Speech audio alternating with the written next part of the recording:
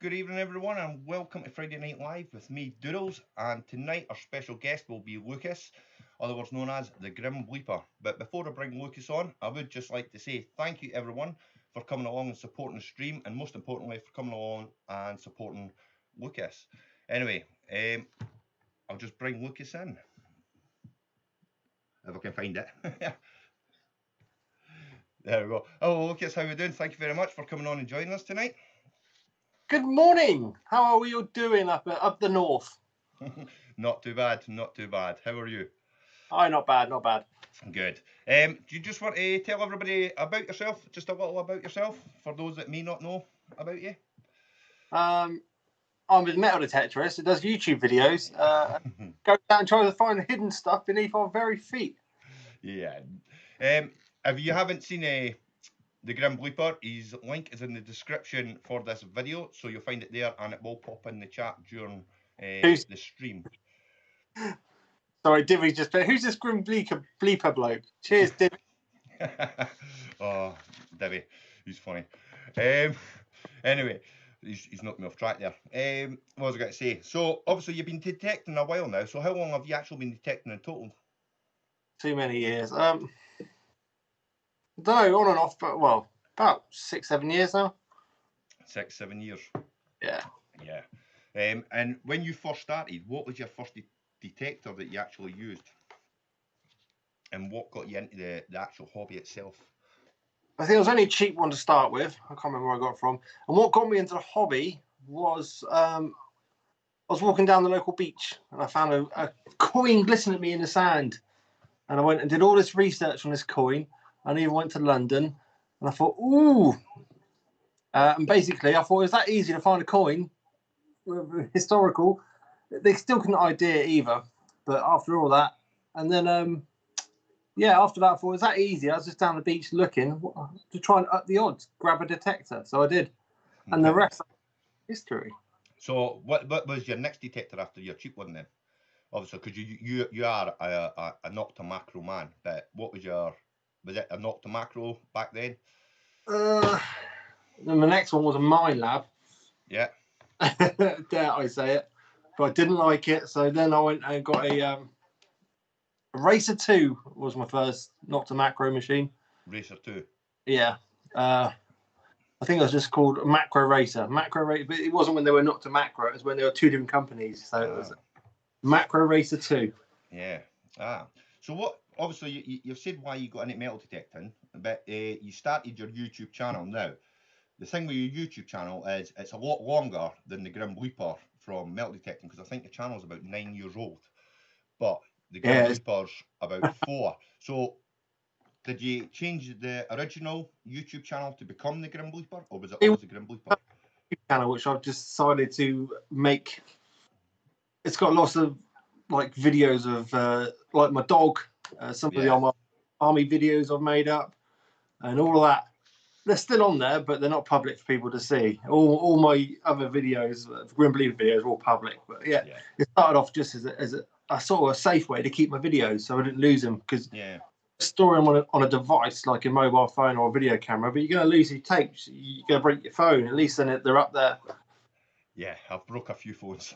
Exactly. But what I was going to say, so was there anybody that inspired you to actually start recording your detector and become the Grim Bleeper? Who did I start watching the metal detector? I'm trying to think. I think it was Deep Digger Dan. I think back in the day, Digger Dan. I think. Yeah. And sort of went, oh, I can do that. I could do that. Then I started doing my own little bits. And when I first started, my YouTube videos literally lasted, I think, about 3 or 4 minutes long. But that's all I got the courage to do. But now I've managed to actually stick it out and actually film my whole day rather than just nice best bits. Yeah. So when you started as well, have you kept your intros? Because there's obviously when you first started, your intro of the little cartoons of the Grim and stuff, they were pretty cool. Will we ever see a revisit to that, or are you stick now with the intros that you're doing now? I'm sticking with the red and white now. That is it. I'm sticking with I've had people offer to do me new logos and stuff like I'm happy with what I've done. I'll just leave it at that. It's just nice. Nice and memorable. Look. Yeah. Well, on saying that though, you've got that logo, which is, I would say, I'll call it your primary logo. Yeah. Because that's the one, obviously, your stickers, etc. But I noticed that the end of your videos as well, there's actually dare I say it, a badass logo as well that you put in the end of your videos. Where's that one come from? That one come from my good friend Aaron, aka the South Coast Detector. He made it up for me, and I really liked it. But I wanted to keep with my main logo, so I thought I got to incorporate this in my video somewhere because I actually really liked it. I thought I'll just get credits. So yeah. Yeah, no, it's I'd call it a pretty badass logo, like, to be fair, like, because I noticed that I was like, oh, have you any stickers of that one? Like, do you know how it's just sat there? It is pretty good, like, to be fair. So you've obviously been taking over the years, and you've found some quite decent stuff as well. What would you say? Not your best find, no, but memorable or scariest find? Would you say that you've found? Scariest, but I'd have to be that weird stuff I found in the woods, which I was only today talking to the farmer about. Yeah. But apparently, the farmer knows about it as well, so that's good to know. The farmer knows about the scary witch stuff that's happening in the woods, so that's all cool. Won't go into too much detail about that. I may do it at a later date. That's the scariest thing I found. My most memorable find was the heavy machine gun corp cat badge, which is joined to the old regiment I used to be with, and it just hit home when I found it. And it's all mangled up, but I did one little wipe, and I could just see the heavy machine gun coming out of it. I knew what that was straight away, and it's probably my most memorable and my favourite find. It's a mangled piece of metal to anyone else. To me, that's. So you like the military memorabilia? Yeah. Yeah. That one, because it hits so close to home. It's just, it's part of my old regiment. So someone who had been in my shoes back then had lost it, and I kind of know how much trouble they would have been in when they lost the cat badge. So it's kind of oh yeah, plenty of trouble. What was I going to say? So obviously you take land and beach. Yep. Yeah. What do you prefer searching, and why do you prefer searching it? Fields all day long. Further fields to the beach all day long. Beach is a lot easier to metal detect, without a shadow of a doubt. The beach detecting is really easy compared to hitting the fields, but I don't find the reward as big in beach detecting, because yet you could find some old stuff on a beach, but you're more likely to find the old stuff inland. Yeah. And I love the old stuff, so yeah. Oh yeah, that's it. It's just history, innit? It's just holding something that has been lost for a couple hundred years, and you're the first person to see it and bring it back to the light of day. Well, if you're lucky enough. I've not found anything, I would say, thousands of, well, except the 2 Roman coins, but other than that, mines are generally go far back, as I'd probably say Tudor, to be fair. But I noticed that the David Detector is saying about your video today, actually, he's certain that you found part of a Bronze Age sword in your video today. He's not the first person. My other friend, Ash Unearthed, he also thinks it might be part of a Bronze Age sword as well. Yeah. Yeah. Is that the chunky bronze one that you found today? Yeah, I've got it here. Look, I haven't even got it out of my finds box yet. Yeah. And if you don't know what we're talking about, it's his video Grim released tonight, so go over and check it out, and you'll see him uncover it. That there, I do believe what he's on about. Nice. But some people think it's a pot leg. I don't think it's got the curvature to be a pot leg. It's too straight. Nice. See, I'm no expert, so I wouldn't know. I would have thought that do you know, you've got like the point down the middle, the crease.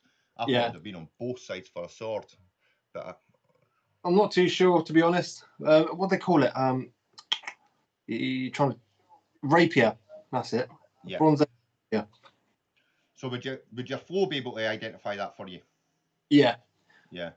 We'll be going back to that field, and I will be hopefully having some company on Sunday.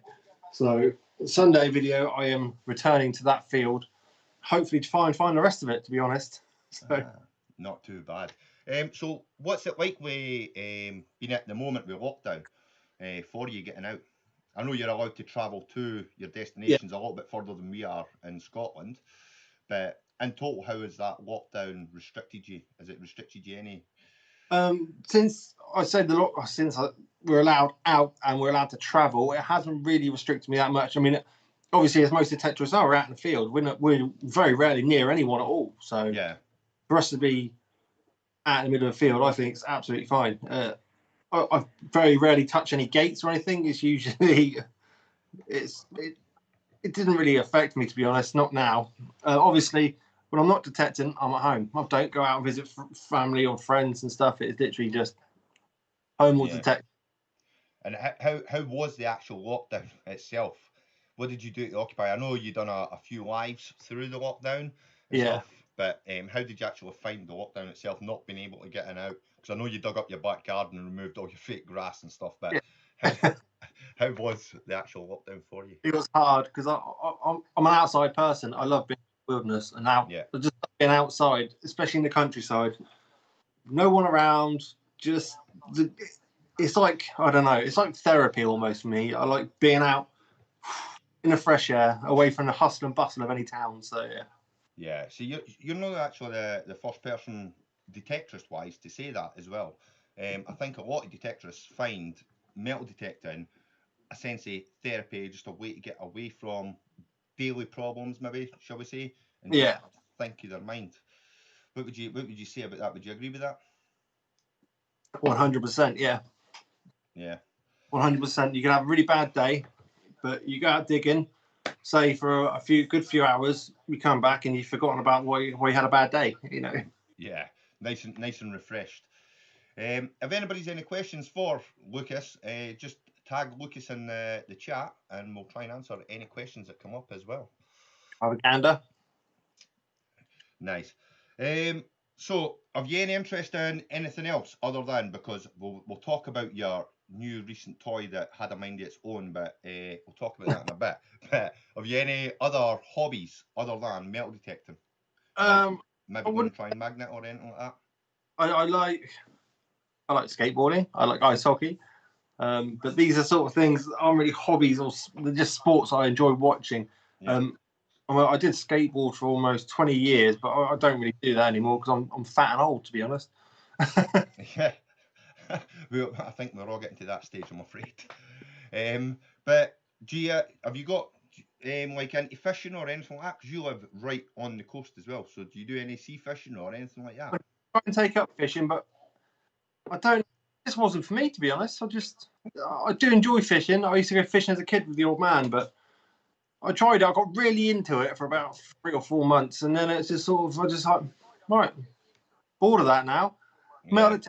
Completely different game, kettle of fish. You don't have to beat your fish back when you find them. Yeah. That's true.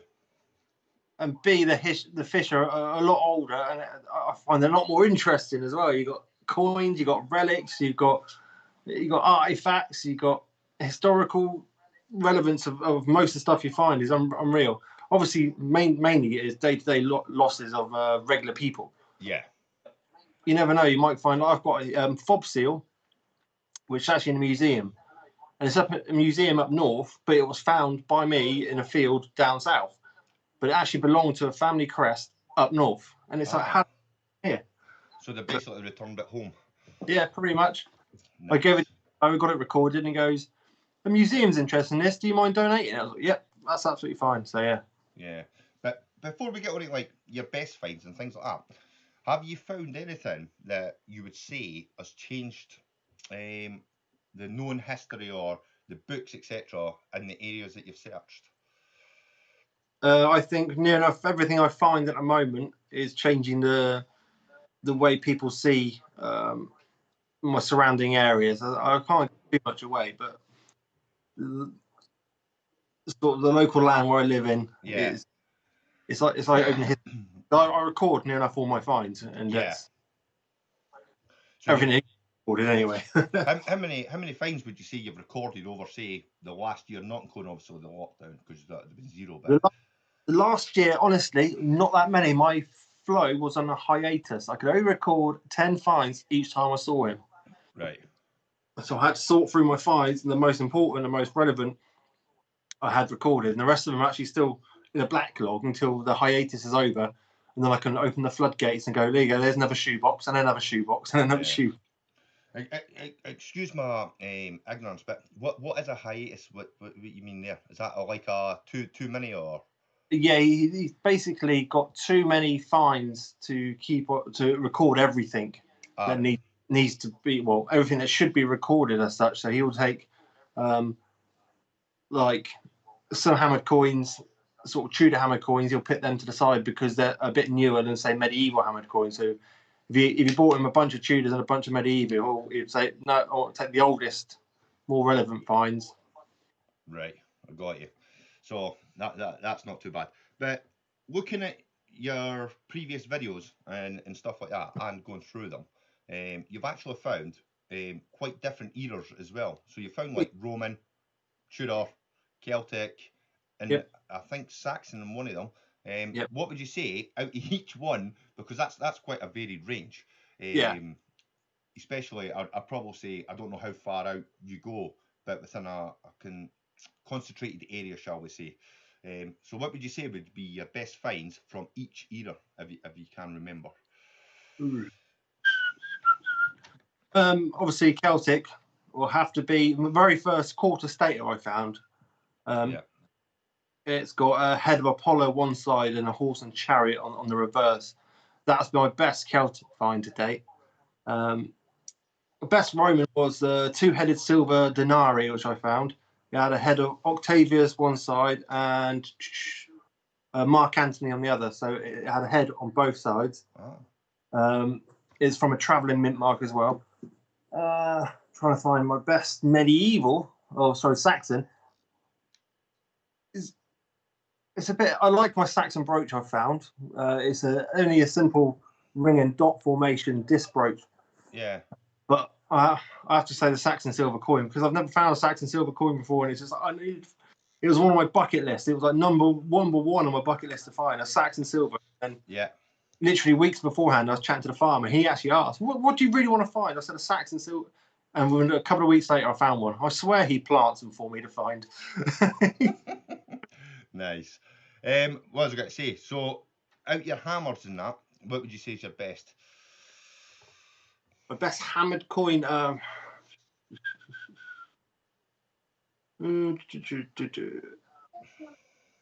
Probably. Yeah, I know that they're not that good to look at, but I do like the Tilbys, and I've only ever found 2 Tilby pennies. Yeah. Yeah, I mean, I've got them both here. Don't know, I can see how well it comes up on the camera, but you can see both are really crudely made, and you'll be able to see.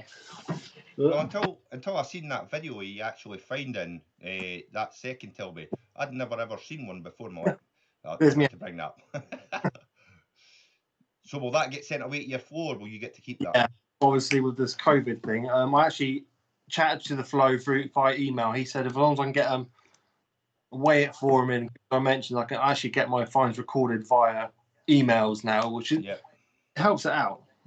What are they for? Tilby pennies. There's one and there's the other. Right. There's the first Tilby penny I found. Where's my camera? And I won't. So I'll look. Nice. Crudely made. And there's the second one, which I just found recently. But they are really crudely struck. And they're almost square, but I think they used to cut the corners off there to try and make it more round. That's why it looks almost square / hexagonal or octet. Yeah. I was going to say on the comments, like, but you can see the circle, obviously, shall we say the rim of the dots as it goes round. But obviously, would the Tilby pennies be pretty bad in that era for being clipped? Obviously they would have been, yeah, because there was so much to clip on them, and because they were badly made. But I haven't had any cut Tilby pennies. They've always been whole ones, obviously. Yeah. I've only had 2. Nice. But my best looking hammer will have to be the old groat. I do like the look of the old groats. See, I've never found a big hammer. Mine's are all the wee pennies. I've got that one actually. It's coming from Scotland. That's actually hammered, half a hammered coin. It's a 30 shilling. Who's that of? got a I can't remember the monarch on it, but I'll get back to you on that. But you can just make out the crown on top. That's the top of his head. He was on a horse. It could be a Charles. There's a crest on the back. Yeah, 30 shilling. A shame it's broken. Yeah. Well, as I say, like, I've never actually. I see a lot of cut quarters and cut halves and things like that. I've never found one of them. The only hammers I've found out there very few. Well, cut halves here. I've never cut quarters down here. Yeah. See, I'm not that lucky, unfortunately for the area. But on talking about that, because of the range of the finds, would you say that you're kind of, shall we say, spoiled in the sense of the richness of the history of that area compared to possible other detectors? Just the fact you come up with finding decent finds, if you know what I mean. Yeah, I think if every area has certain history to be found. So to say I'm spoiled is, I would say I am grateful for the history that's happened in the areas where I go. But it's not just one permission I go on. I've got like 3 or 4 metal farms. Yeah. Some as little as 20-minute drive, some as much as an hour's away. So that's all that range in between. But yes, and don't get me wrong, each find I take, I have days where I find absolutely nothing, and I mean nothing, absolute zilch. And there'll be in a week where I'd usually put a video up, and there would be no videos because I've got absolutely nothing. One happened, was it last week or just last week just gone? Where you actually put absolutely found nothing. I went out. It happens though. It does. That's a typical day, shall we say, of a detecting day. You may find absolute trash the whole day. Yep. But many a day of that. Yeah. Makes it special when you find, let's say, a hammered coin or even a bit of silver. Even a bit of what I call pre-decimal modern silver. Even you find silver, it's still like, wow, finally got some silver. Yeah. Well, that's it. I don't know. I've not released the video yet, but I found a shilling. I don't know if I'll cut it out yet, but I've not edited that bit. You can actually hear me panting over a shilling. I'm just like, wow, because normally it's 6 pences in, 30 bits I find. So seeing that big silver, I was just like, I don't know what to do. But it's just one of them. But where you living at the beach as well, and I know you go across, you ever thought about getting in and doing a bit of snorkeling just to get a wee bit further out, maybe? It's freezing. Detecting. You expect me to go in that sea? How cold it is? Oh, we have wetsuits and dry bags. I have thought about it. I just need some waterproof equipment, and that after my drone, I think my next investment would be a GoPro, which is completely waterproof and submersible, to do some filming on. Obviously, do everything on my phone, from editing to videoing to uploading, everything all done on the phone. You guys are looking at me from now. So yeah, I think it's something I need to invest in. Is a little, even not expensive GoPro, just a small one that's waterproof, so I can take underwater. And yeah, I think that's my next. Do you know what GoPro you would go for? Would it be the new one out, or because I know I've got the GoPro 5 and it's waterproof, but I don't know. I'm sticking at the 7, nice and small, compact, little. Yeah. I think that'd be ideal.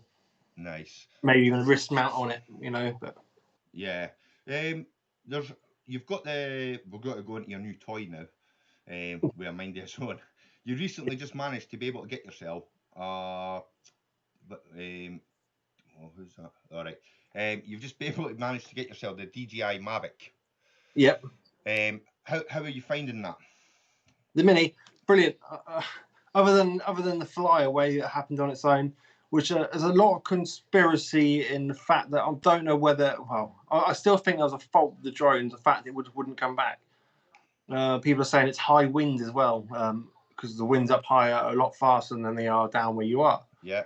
And also, where I was filming, there might have been some interference from the local warehouses, and even so much as the Channel Tunnel might have interfered with it to make me lose connection. So, right. But I'm so grateful to get it back. But for a big piece of kit, hence I haven't done any drone footage recently. I'm waiting to do the pirate caves, as I call them, up in the cliff. but I need to wait for the weather to be absolutely perfect. A, for the lighting, B, for the wind, you know, and C, for the tides, because some of them you can only get to on a low tide. So I need to get 3 of them factors in the correct way for me to get out there to film. Ah, right. The detector says Dave Moss is actually saying if you go for the GoPro lens, go for the 7 because the GoPro 8 lens isn't changeable, whereas the 7 you can change the lens. Ah, see, I have done my research. I wanted the 7. It's cheaper as well by margin because it's enough. But talking about your drone, because notice on you do obviously Monday night lives. You were just live last Monday there, and when you mentioned your drone, you were always on that. It was about the pirate caves, because some of them were up high and you couldn't see in. You wanted to get the drone in.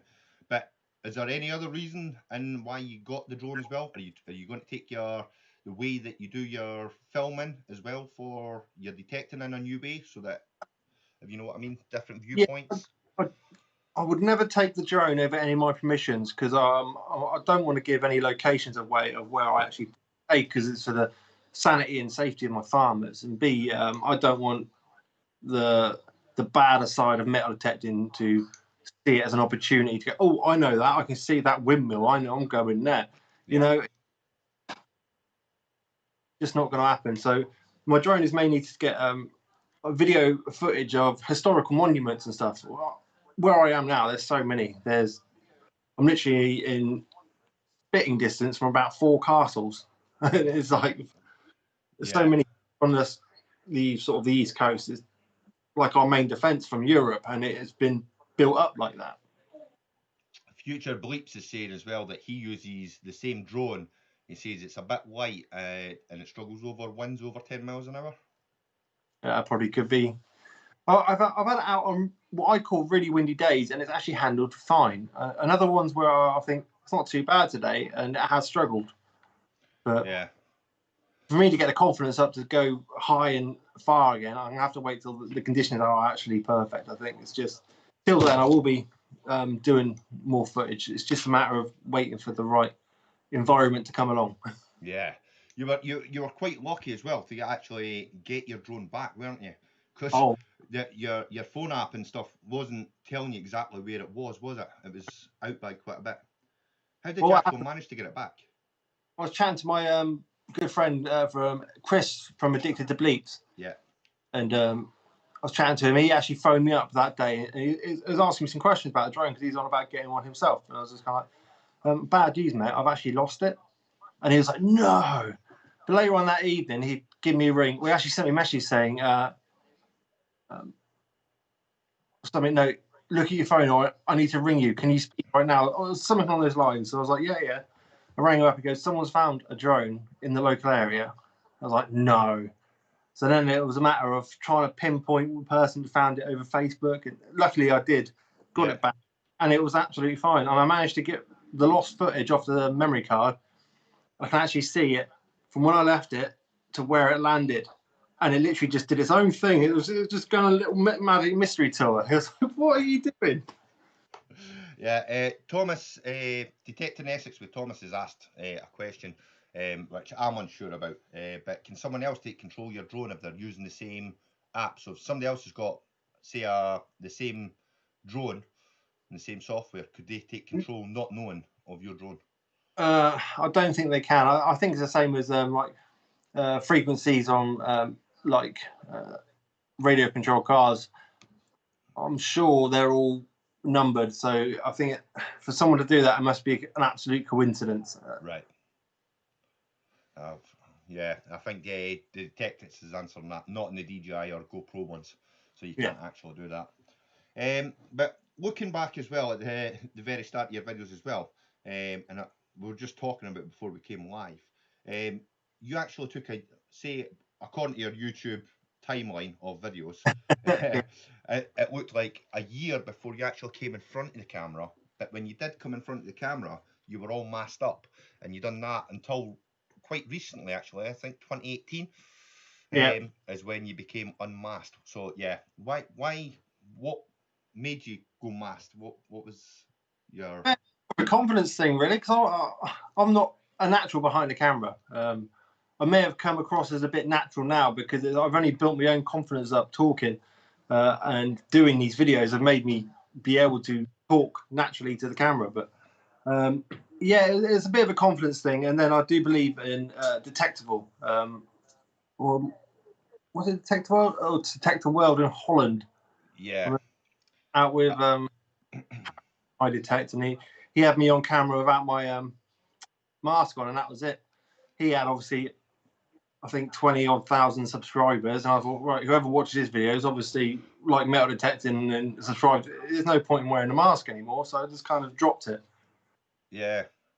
I had to laugh because on that one on Detector World, when you became unmasked for that, Harry from I Detect at the time, or I Detect at the time, he actually hijacked your live stream, didn't he? Because you were out there with LP doing. I'm not sure what Detector World exactly is. Is that another organised event, or is that just for like Detector World in the UK, but it's in Holland. So yeah, it's basically where the world of metal detecting comes together, but it's not just in the UK. It's overseas. It's over in Europe, which is quite cool. It was actually really fun to go to detect a different country because different finds, different eras. It's just different land. Seriously, digging in Holland, where we were digging, it was literally like digging on the beach. The soil was like sand. Wow. It was just you could have used a scoop, I think, and you could have. So did you find anything nice from Holland? I had a lead bag seal, I do believe, if I remember correctly. I've still got it. Oh yeah. So how is it the same? Does it work the same as in the UK where you need your export license? Did you need one of them over in Holland to bring it across back to the UK, or honestly were they not happy for you? I'm not sure, but it was only literally 2 coins and a lead bag seal which I brought back. So right. So that fits nicely in the zip bit of the suitcase, doesn't it? Yeah. It's nothing too bad. But so obviously detectives and as well. How did it come about with your pink tent as well? How did it come about with my pink tent? Yeah. My lovely wife decided to get me a lovely pink tent. He's sitting on the sofa sniggering at me now. So yeah, I'm well known for my pink go to detectable, and I'm sure it probably won't change either. I'm sure she'll get me a new tent. It'll be even pinker than the last one. Nice. I just laugh when I've seen it on some of the detectable videos. Yeah. I think it got pointed out. And they were like, "Yep," and they pointed out and they're like identified from miles away. I was just laughing. I thought it was brilliant. So do you like the detectables for the ground, or do you like it for like these kind of events because it's a get together with YouTube friends that you've not seen in a while? It's nice jumping into the old YouTube friends which I haven't seen in a while. But I mainly like just detecting different lands. If I get the opportunity to detect somewhere different, somewhere, I'm straight on it because, as I said before, you get different finds from different places, different parts of the country, populated at different times by different cultures and different, So it's just because down where I live, I very rarely get Romans. So when I find Roman, I'm over the moon because it's like, wow. Yeah. I don't know my Roman coins that well because I don't find enough of them. Hammered coins, I do quite well because I find them all the time. Staters, the gold staters, I'm a bit more clued up on gold staters than I am normal Roman coins because I handled them more. So it's very strange. Yeah, so I'm just laughing because Stephen Perkins saying the tent was 4 foot long and you're 6 foot long. Yeah, that's right. The tent was 4 foot long and I'm 6 foot odd tall and bit of a joke, ongoing joke. And bless him all, Pettican. So you had a couple of cold feet in the morning then, because apparently it's been pretty cold on the detectives at night. It does get a bit chilly in the but I've got enough blankets and a sleeping bag, and with my massive body weight in a small tent, it sort of incubates quite enough. So. Oh, you'll be used to your what is it, bivy bags, so you'll be fine. And stuff. Yeah, definitely. So obviously you've been to Holland detecting. Yeah. Obviously around about I'm going to say the south of the UK. Is there any area or country that you really want to go and detect and find? I would really like to go to Egypt to metal detect, but I'm not sure you're allowed. Beside the pyramids. Yeah. Definitely. They've always got lots of gold over there. I always see it in the museums, but Yeah. Talking about gold, how much gold have you found detecting? Because I've Oh, seen that you've obviously, I think it's 3-4 staters now you've got, a couple of rings. I think now. I think it's about 8 or 9 pieces so far.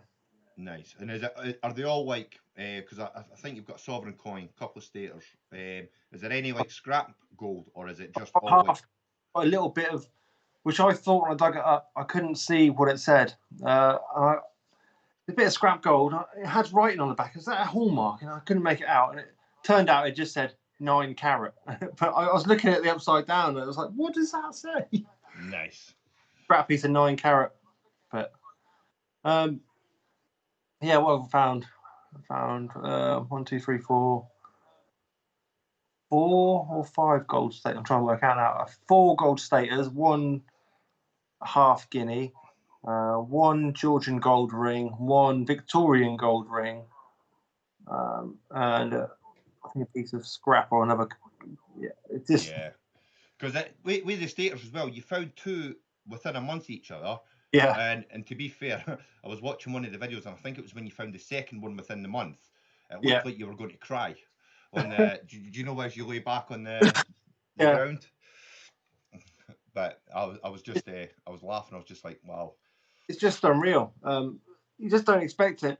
As I say, you have bad days where you're detecting, and it's going towards a bit of a bad day. And Yeah. then the ground, and it just completely turns the day upside down. You're like, wow. You're buzzing for months afterwards. Yeah. So when you come across these kind of things, is there any inkling that kind of era might be there?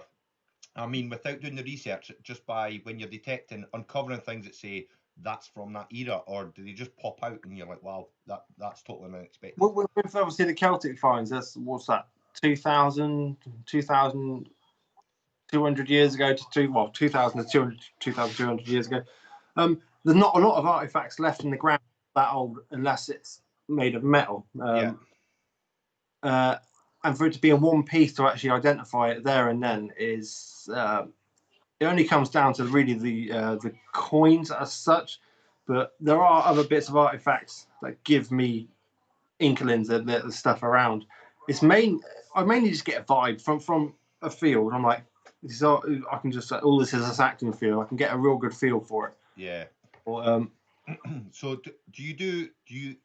I know you're on about fields of certain permissions and stuff like that, but do you do research into the field before you go seeking permission? Yeah. And how long do you spend typically? Would you say researching a specific area? Field unless I've got the permission. Really, because then if you find some amazing field and you can't get permission on, you're just like, oh no. So I only research the fields, other than the odd field I've done for my videos to show people how to research fields, because I would never show my permission on a video how to research my fields. Yeah. But yeah, I've only researched my own permissions, and some of the quietest fields with no activity at all, no footpaths running through it, have been some of the most busiest fields I know. So you can't always come down to footpaths or buildings and stuff. Yeah. You can only research so many years back, and some of the stuff is older than we can research. So it's just. I find that as well as that, it comes down to back as obviously through the times, folk building and stuff like that. All the soils were moved around to different farmlands and spread across. So obviously, finds were spread across different areas that way as well. But back to your gold staters just quickly. Were they all the same, like clan? Would that be the right word to use? 3 of them were, and 1 of them does not. But I do know, and I do know of another metal detectorist that has found a few staters in fields close to mine as well. He's got like a few permissions around mine. Yeah. And he's found different types of staters as well. So it's a very strange sort of weird area. Right. Right. And just looking behind you as well, because I asked you about at the start about your starting detector. You've actually got quite a few detectors behind you. And as you admit yourself, you're what we call a nomad, an auto macro detectorist. I think that's what it stands for. Yeah. But you specifically stick with them. Now, I've got a question on, first of all, how many of their detectors do you have of the Nocta Macro range? 5 or 6. I'm just trying to work it out now. 2, cruiser, amphibio, simplex. Yeah, 5. 5. Nice. That is a fair few machines. How do you choose which ones you're going out with? Because I know typically you like the amphibio. It's Yeah. your go-to. I think it's the one that you've satisfied and learned, if you know what I mean, with the tones. You seem to go back to it. But then you've got obviously the simplexes and that. So how do you determine what detector you're taking with you on a specific day? The simplex I'll take on a beach any day. It's my go-to machine because, as I said at the beginning, the beach is easy detecting. It's either you literally dig out every tone in your ear other than iron. Where field detecting is a bit more complicated because some of those iffy signals that sound a bit irony might be something really old next to something. It's just one of those things. The amphibio I would take to the woods. I'd take it to the field, pasture, ploughed. I'd take it the amphibio near enough everywhere. Yeah.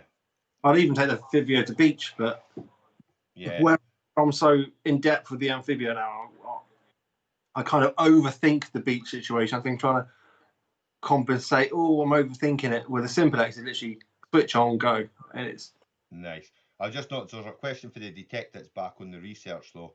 He's saying, other than monuments and roads, etc., what do you look for when researching? crop marking. Crop markings. Yeah, especially. I've just realised. I don't know if everybody else knows.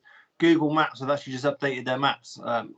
So for last summer, when we had the hot spell, you can actually see it all on Google Maps now, and you can actually see outlines of certain buildings and stuff. So if you're watching this Google Maps on your permission, have a good old look around because it's been updated.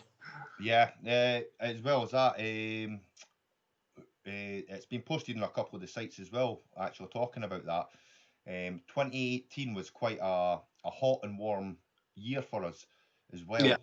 And in Wales, it unveiled a lot of Roman roads and buildings and outbuildings, and there's an actual clip on them finding in, so it's, shall we say, unleashed the Roman understanding of where they were moving, because they assumed it was going there, but now they're starting to find the roads, etc. However, they are missing parts, so they're trying to find them where these forts, etc., lie, because they still say they're there, although housing estates may cover them. Yeah. So I actually lost one of my first missions to development, and it's kind of a bit gutting when you think, all that history is still yet to be dug up, and yet they're sticking houses on top of it, and then they'll be lost near enough, forever, because they'll keep putting houses on the same spot. Oh, there's a house there, knock it down, rebuild, knock it down, so. Yeah, as I say, like, I always find that funny, just how they can do that, just build over where areas were. You know what I mean? It's like one of the caravan sites that I was in. They actually had to get the archaeology people in, and they had to dig trenches to prove that, because of the area that it was in, the park's in, to prove that there is no history there before they could extend their park as such. But I think housing developments don't actually necessarily go through the channels. I wouldn't like to confirm that for sure, but it's funny. I sometimes when I see housing developments and stuff, and they're just starting, they bulldozed the whole land and made it all flat. I have questioned myself, should I go and ask permission?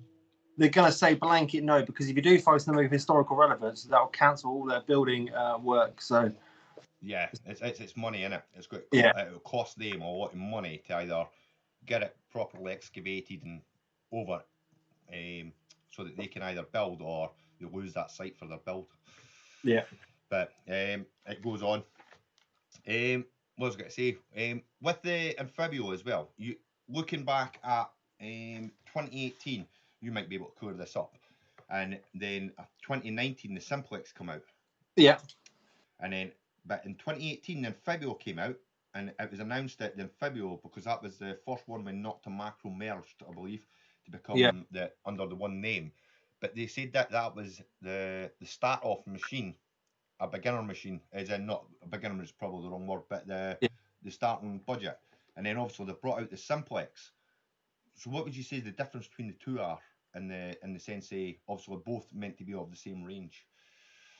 Well, they're definitely not of the same range. Don't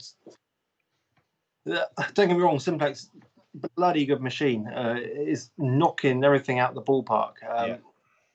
But obviously, there's more the Amphibio does that the Simplex can't do because the Simplex is a budget machine. Yeah. They are both completely waterproof.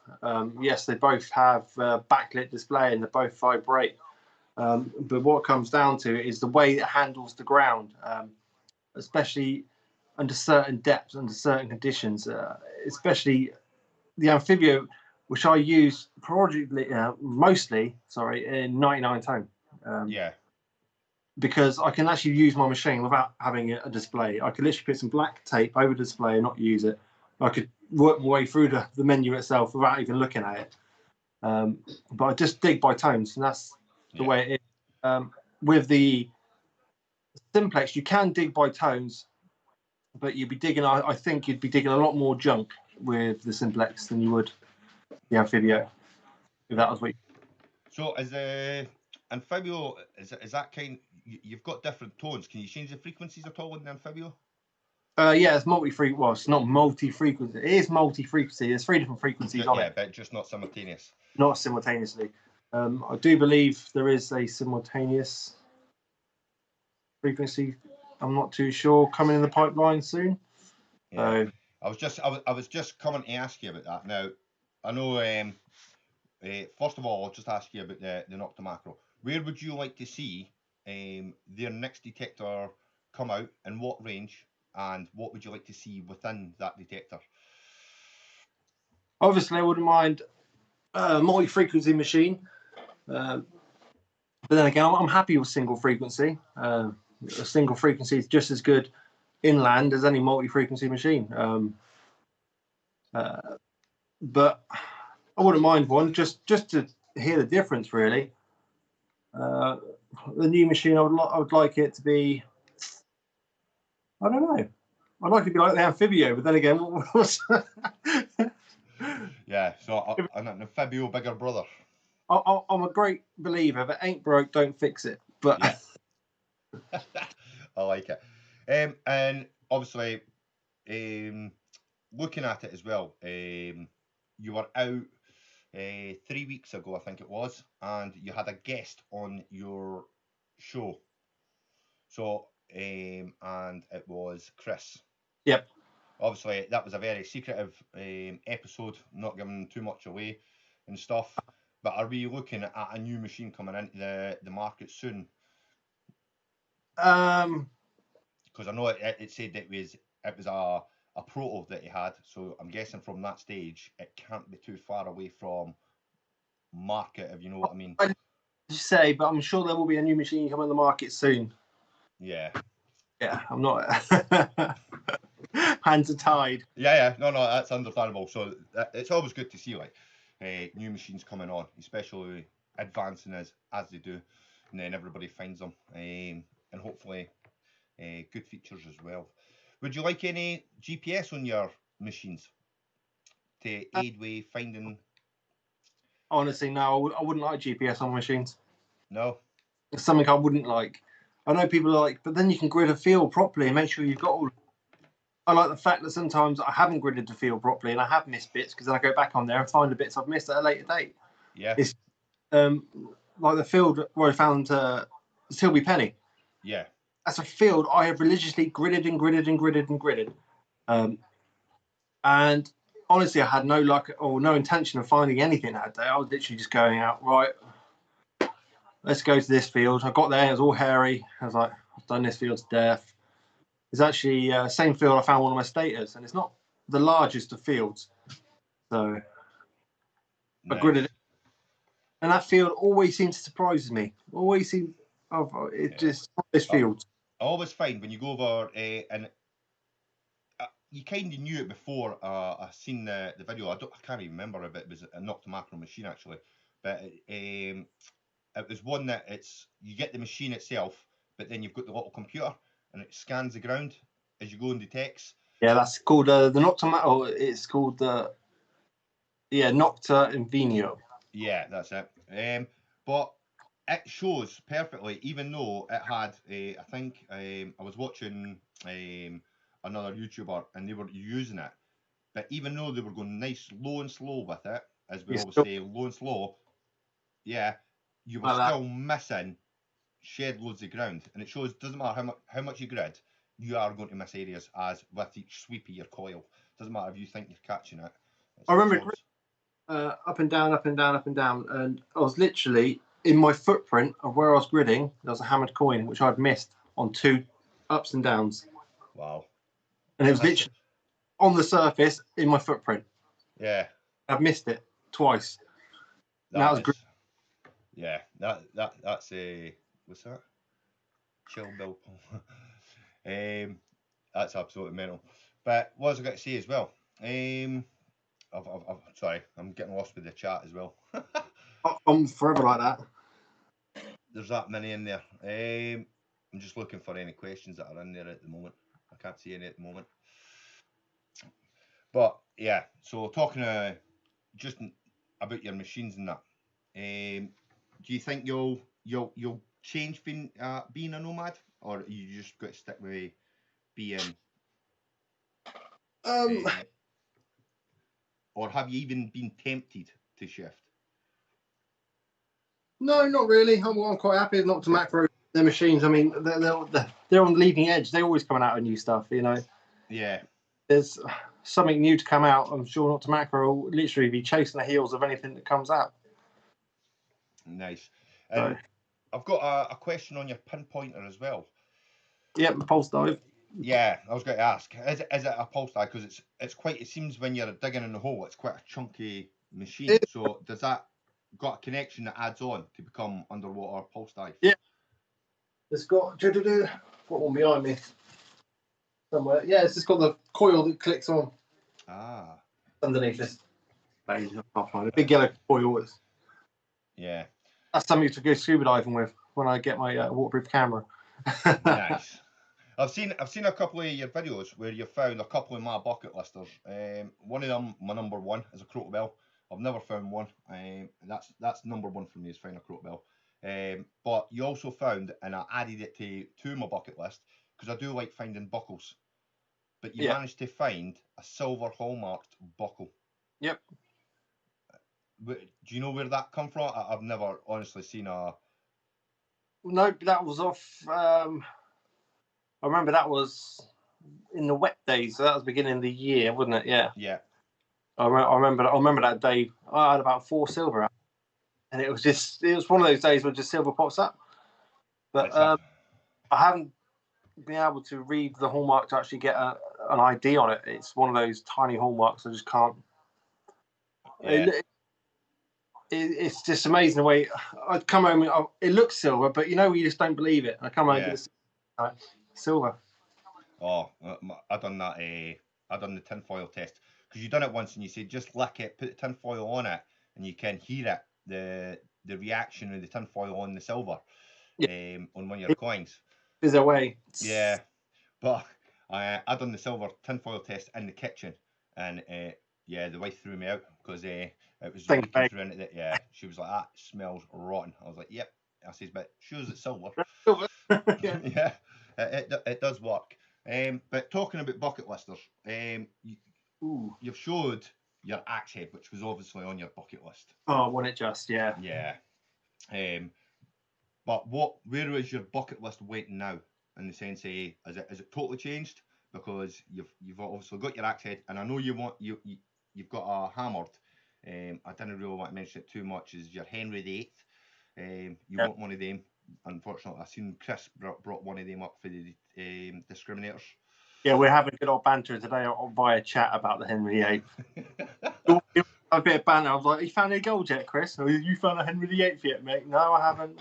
Yeah, I must admit, I do like because when you mention he has found. Don't get me wrong, for not having gold, he has found some crackers. He's found a Bloody Mary. He's found Henry VIII. You know what I mean? So he's doing quite well that way. but he's just not hit the gold yet. Although Bernie has. But he just calls it because you made his gallery of greatness.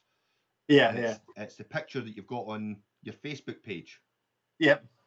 And obviously he scans it and then he's like, yeah, simple gold, common gold, and he just constantly common gold and moves on. I just laugh and what that. Yeah, he wants gold. Good old Bance. Yeah, he's brilliant. But obviously looking as well on your Facebook page, there's a picture of your little boy holding a detector. Oh, yeah. Yeah. Do you want to talk about that one slightly, or as much as you can about that? Obviously. It's the mini horde, and it's come out for not to macro made a machine for children, basically. Probably younger children. It's designed to be smaller, designed to be lighter, designed to be a lot simpler, and it's completely waterproof as well. Oh, that's good. And I've had it in my son's hands, and he's someone who can break everything, and it's still in one piece. So that's cool. Something. That's good. And I take it shrinks down to obviously a good small size for them as well. Yeah, it does.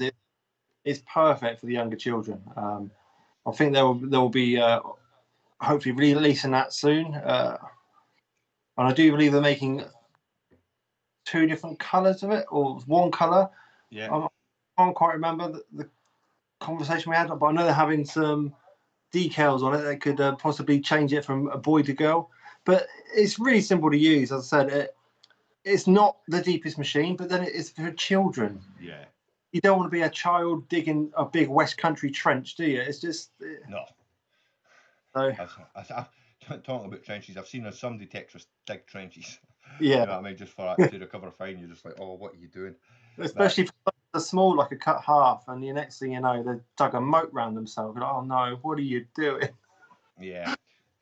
But I've just noticed Susie 1969 is saying it's a good idea getting the little ones involved, and I totally agree with that as well. Yeah. Especially because then it keeps the hobby going. Oh but yeah. Talking about, we've just been streaming over an hour, by the way, so obviously I'll not keep you too much longer. But no worries. Talking about the hobby, it's controversial, but a lot of folk are saying, and it gets mentioned on Facebook groups, and you can see big riots coming on, no riots, but big arguments coming on the Facebook about licensing the hobby. What is your thoughts on that? I'm all for it. Anything to put the hobby down the correct route it should be. But then, of course, with every good thing, you'll get something bad out of it. It's just, I think we should license it. It'll keep more people. But then, who's going to police the licensing? And you might license the hobby, but you're not going to stop the darker underside of the people going out of an evening and digging holes, are you? It's just it's them and an R in. It's just one of those. But yeah, I'm all for. I know we talk about folk going out and digging at night, shall we say, unlawfully. I wouldn't necessarily call them personally myself detectorists. They're not detectorists. No, they're not.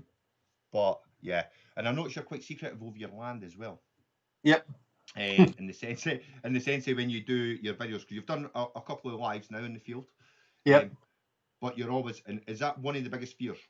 Is that not necessarily that other folk go and ask permissions and things like that. It purely just to stop things like that happening in your area. Stop things like that. I mean, my permission alone. I know there's myself and one other detectorists that have the permission solely. They won't be letting any more people on the land. They quite happy trust me and the other detectorists. Yeah. So the amount of times I go to the farm and goes, oh, we've had someone else look into metal detector, and that's like I was in that position once, so I do feel for the guys knocking on the doors. But yeah, it's one thing I don't like. I'm not one of these people to advertise exactly where I'm detecting, even unless it's an event where it's a metal detecting event where it's been advertised anyway. Yeah. I'll quite happily show a bit of scenery, but if it's a place I've solely got permission on, or one of my permissions, I will keep it as low key as possible. Because the last thing you want is, oh, I know where that is. Oh, I won't know where that is, and it's just like, well done for you. Just definitely. I've seen talking about you keep it low key and things like that. Just to change the subject slightly, your couple of recent ones when we had the dry spell. just after you had a couple of storms, didn't you? Yeah. I think 2 videos. You actually had thunder and lightning, and you looked very panicked on the field. Yeah, it was cracking above my head. It was literally above my. To put it properly, I was like, why am I in the middle of a field holding a metal stick and a metal spade, where I'm quite a tall person as it is. Yeah. So I all this thing for quite a fair bit around. So yeah, it was a bit of a touch cloth moment, shall we say? Nice. It's just I was laughing because you could tell, even though you were speaking, I think by the looks on your face that yeah, you were kind of, shall we say, scared. I wasn't Yeah. sure if you were actually just going to drop the detector and run off, as in a footage where you run in with the detector in the background, left on the ground. Yeah. I was just laughing at it. I thought it was brilliant. But as I say, I'm going to. I'm not going to keep you too much because that's has been streaming for just over an hour. And I said to you, I would keep it for about 60 minutes for you. But I would just like to say it has been a pleasure having you on the live stream. No worries. And I hope you have enjoyed it. Not a problem. It's been a pleasure. Always. And I'm a great Scottish accent anyway, so it has been a pleasure. Yeah, on the Scottish accent, I must admit, I've got to laugh when you come on and do it. Liz Diggin Cannock, Yeah. she does it as well, and I think it's funny. I Yeah. think it's brilliant. Yeah. Have you detected Scotland before you go as well? Have you detected Scotland? No, I haven't. I've been to Scotland a few times, but I haven't actually met a detective Scotland. Have you not? No. No, you Beautiful. need.